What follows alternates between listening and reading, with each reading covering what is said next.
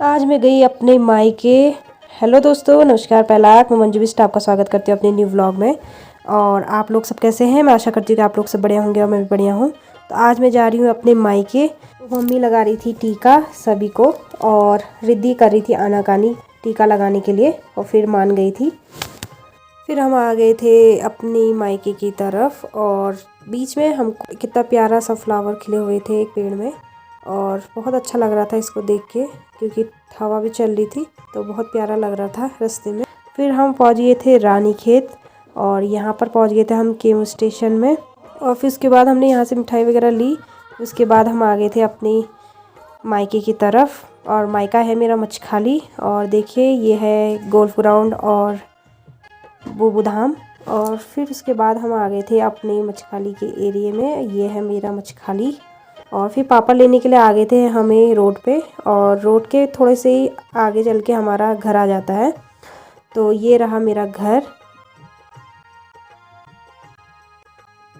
और यहाँ है मेरे ताऊ ताई और भैया और बहन और पापा और आमा। और रिद्धि को देख के सब खुश हो गए थे। और ये है मेरी ताई और सब खुश हो रखे थे। और ये रहे मेरे ताऊ ताई और मेरी बहन। फिर उसके बाद हमने चाय पानी किया और रिद्धि यहाँ पर अपने खेलने में लगी थी। और ये रहा यहाँ का नज़ारा। यहाँ पर से हिमालय का व्यू बहुत अच्छा दिखता है।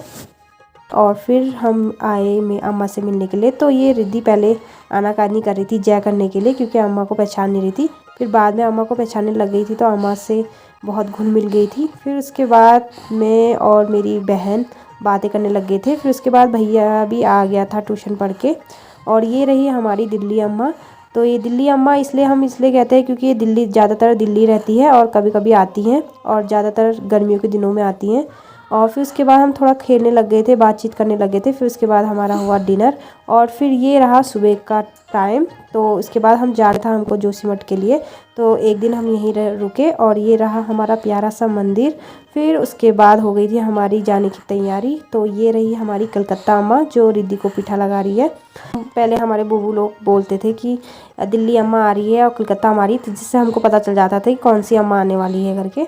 तो इसलिए पहले से भी ये अम्मा कलकत्ता ही रहती थी, इसलिए हमने इनका नाम कलकत्ता अम्मा रख दिया है। और जो दिल्ली में रहती है वो दिल्ली अम्मा हो गई है।